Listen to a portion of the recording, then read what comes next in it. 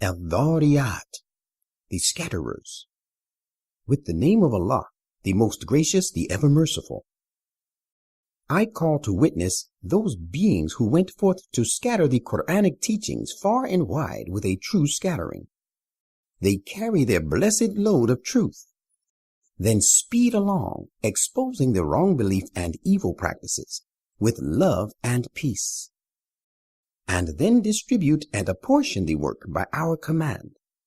Verily, the promise you are made about the spread of Islam is true, and the requital must indeed come to pass.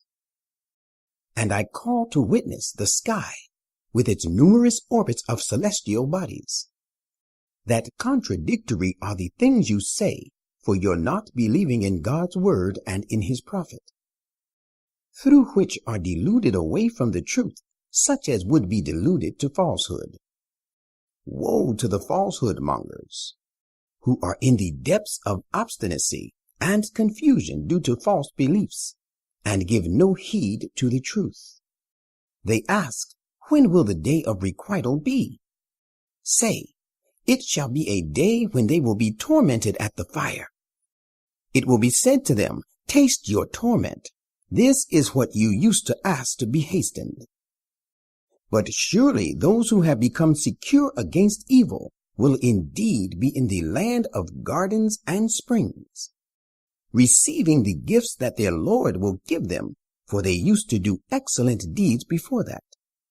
They were in the habit of sleeping but a little by night, for their being occupied in God's worship.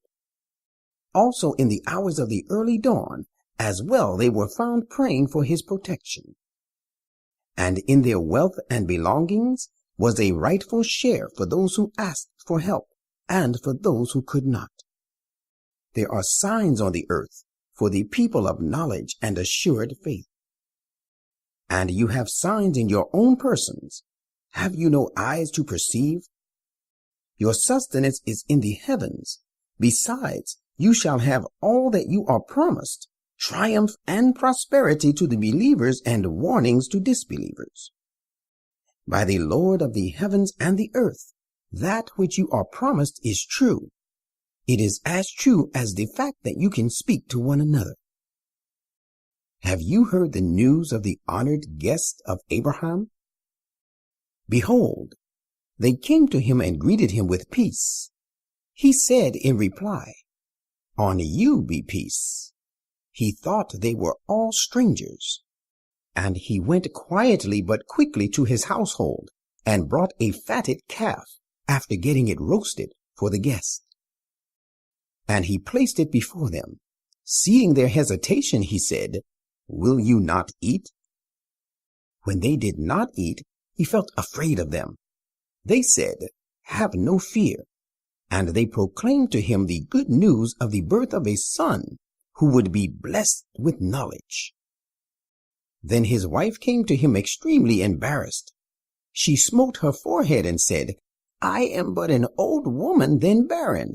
How can I ever be able to give birth to a child?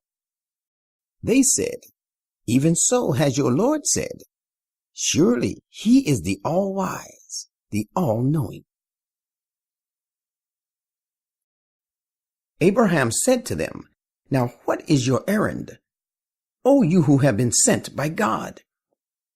They said, we have been sent towards a guilty people who have severed their ties with God, that we may rain stones of wet clay upon them, which are earmarked from your Lord for inflicting punishment on those guilty of excesses. God says, then it came to pass, we brought forth all the believers who were there in that township to keep them safe and secure. But in fact, we found there only a single house of those who had submitted to us, and that was the house of Lot. And after destroying the townships, we left in them a sign to serve as a lesson to those who fear the woeful punishment. And in the case of Moses, there is also a sign.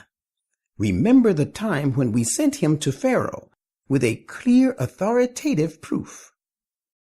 But he turned away from Moses in the pride of his power and said, "He is a sorcerer, or rather a madman."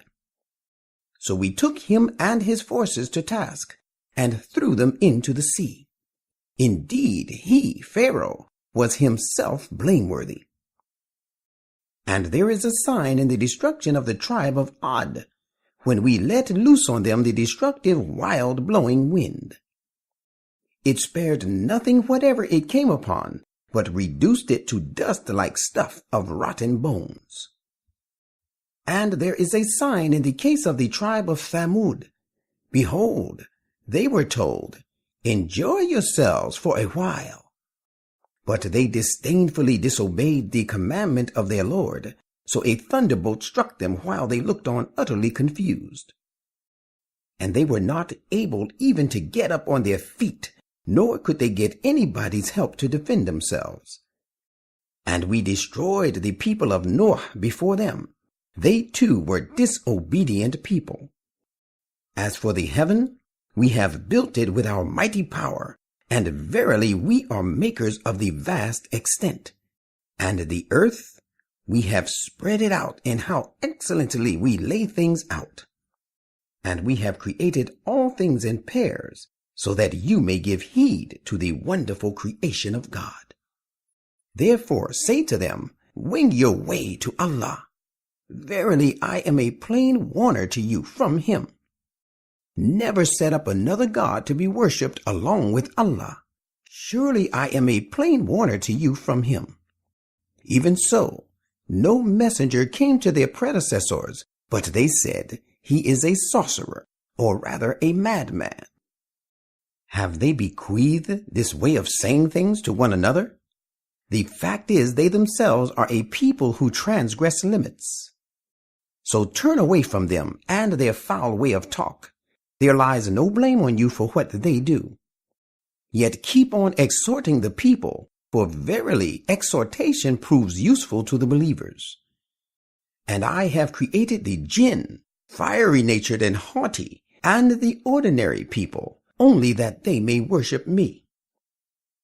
Prophet, tell them that no provision do I require from them, nor do I require that they should feed me.